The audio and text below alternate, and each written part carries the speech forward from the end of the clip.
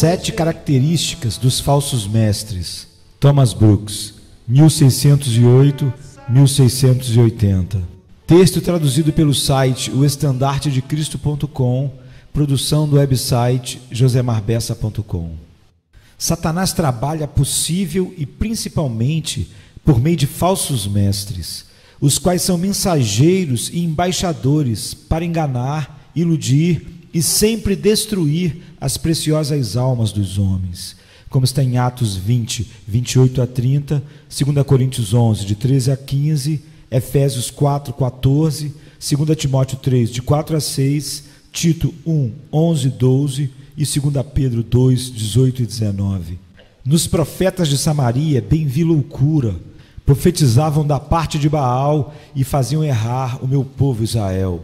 Jeremias 23, 13. Assim diz o Senhor acerca dos profetas que fazem errar o meu povo. Diz Miqueias 3, 5.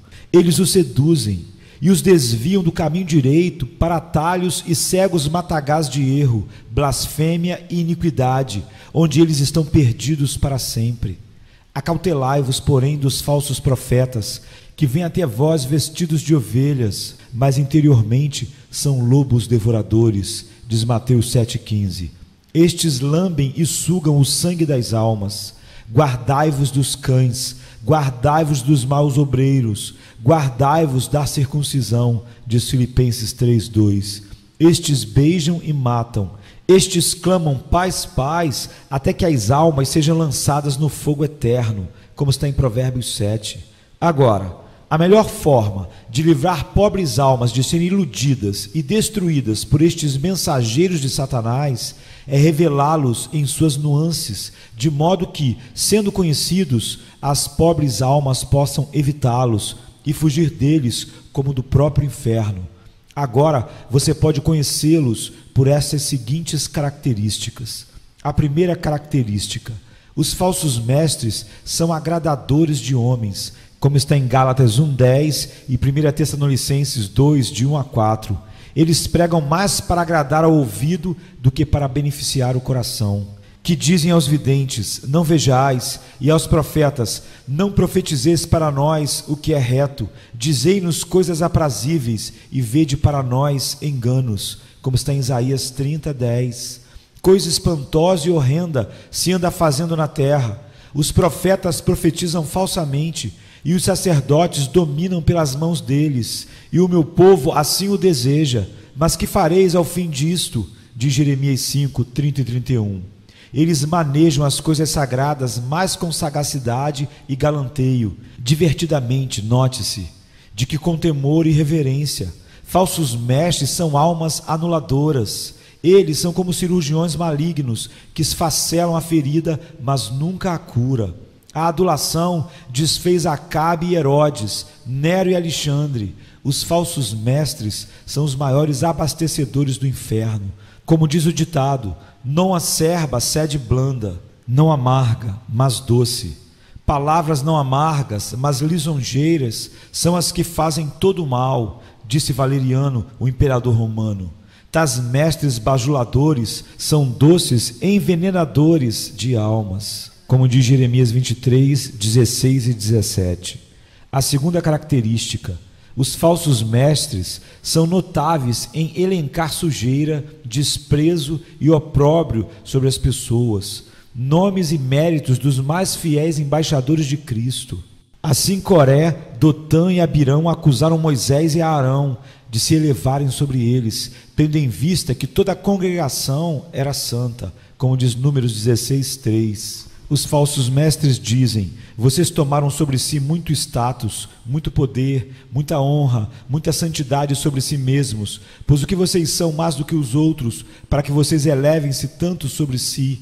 E desta forma, os falsos profetas de Acabe contenderam com o bom Micaías, pagando-o com golpes por falta de melhores motivos, como está em 1 Reis 22, de 10 a 26. Sim, Paulo, o grande apóstolo dos gentios, teve o seu ministério atingido e sua reputação atacada por falsos mestres, porque as suas cartas, eles dizem, são graves e fortes, mas a presença do corpo é fraca e a palavra desprezível, como está em 2 Coríntios 10, 10.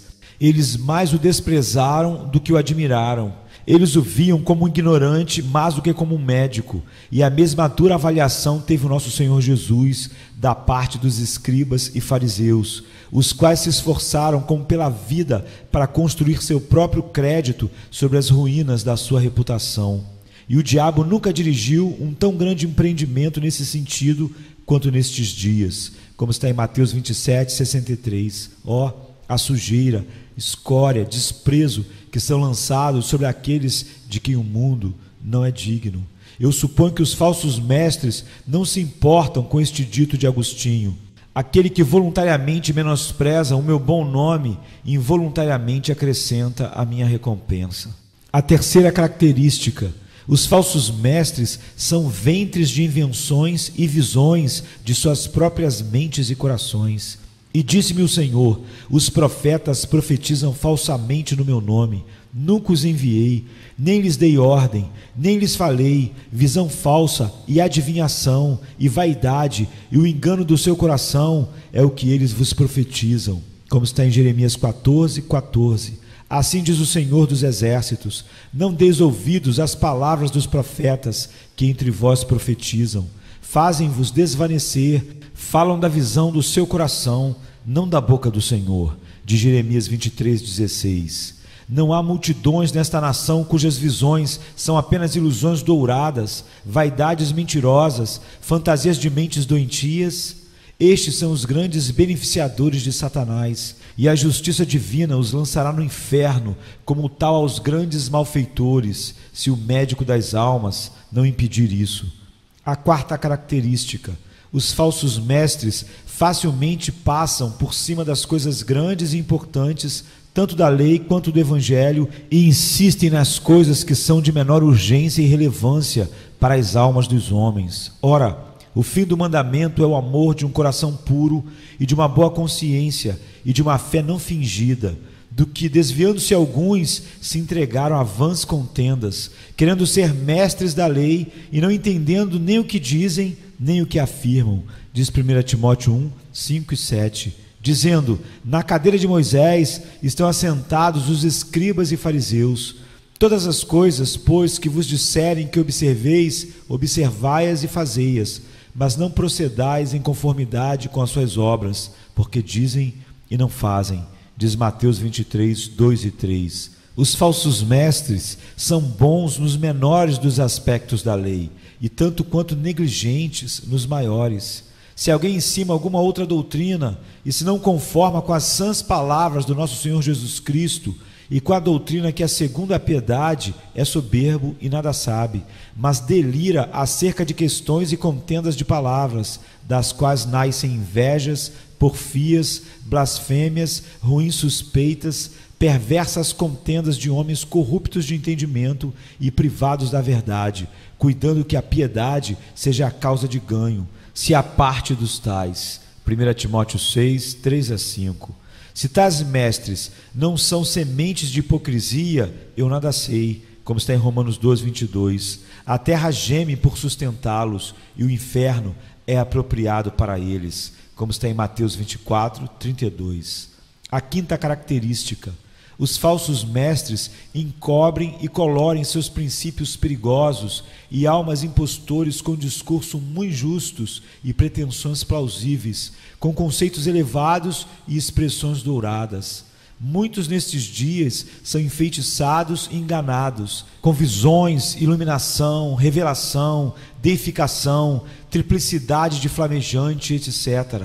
Como prostitutas, pintam seus rostos e cobrem e perfumam suas camas para melhor seduzir e enganar as almas simples, como está em Gálatas 6, 12, 2 Coríntios 11, 13 e 15, Romanos 16, 17 e 18, Mateus 16, 6, 11 e 12 e Mateus 7, 15. Assim, os falsos mestres colocarão uma grande quantidade de pintura e enfeites sobre os seus mais perigosos princípios e blasfêmias, para que possam melhor enganar e iludir as pobres almas ignorantes. Eles sabem que o veneno adocicado desce suavemente. Eles embrulham suas perniciosas púpulas de matar almas em ouro. Agora, a sexta característica: Os falsos mestres esforçam-se mais para ganhar os homens para suas opiniões do que para melhorá-los em suas conversações, em suas vidas. Ai de vós, escribas e fariseus, hipócritas, pois que percorreis o mar e a terra para fazer um prosélito, um convertido, e depois de terdes o feito, o fazeis filho do inferno 2 vezes mais do que vós. Eles se ocupam mais sobre a mentalidade dos homens. Seu labor não é para melhorar os corações dos homens e endireitar as suas vidas, e nisto eles são muito mais parecidos com o seu pai, o diabo, que não poupará esforços para ganhar os prosélitos, os convertidos. A 7ª característica: os falsos mestres fazem negócio dos seus seguidores. E também houve entre o povo falsos profetas, como entre vós haverá também falsos doutores, que introduzirão encobertamente heresias de perdição, e negarão o Senhor que os resgatou, trazendo sobre si mesmos repentina perdição. E muitos seguirão as suas dissoluções, pelos quais será blasfemado o caminho da verdade, e por avareza, por amor ao dinheiro, farão de vós negócio com palavras fingidas, sobre as quais já de largo tempo não será tardia a sentença, e a sua perdição não dormita, como diz 2 Pedro 2, 1 e 3. Eles buscam os seus bens mais do que o seu bem, e se preocupam mais com o serviço de si mesmos do que com a salvação de suas almas. Então, eles podem ter as suas matérias, bens materiais. Eles não se importam que Satanás tenha as suas almas, como está em Apocalipse 18, 11 a 13. Contanto que eles possam no máximo tomar a sua bolsa, eles seguirão adiante tais princípios como se fossem muito indulgentes com a carne. Os falsos mestres são os grandes adoradores do bezerro de ouro, como está em Jeremias 6, 13.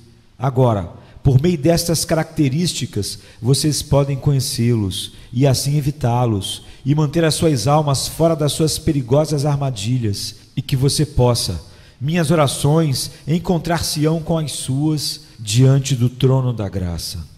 Amém. 7 características dos falsos mestres. Thomas Brooks, 1608-1680.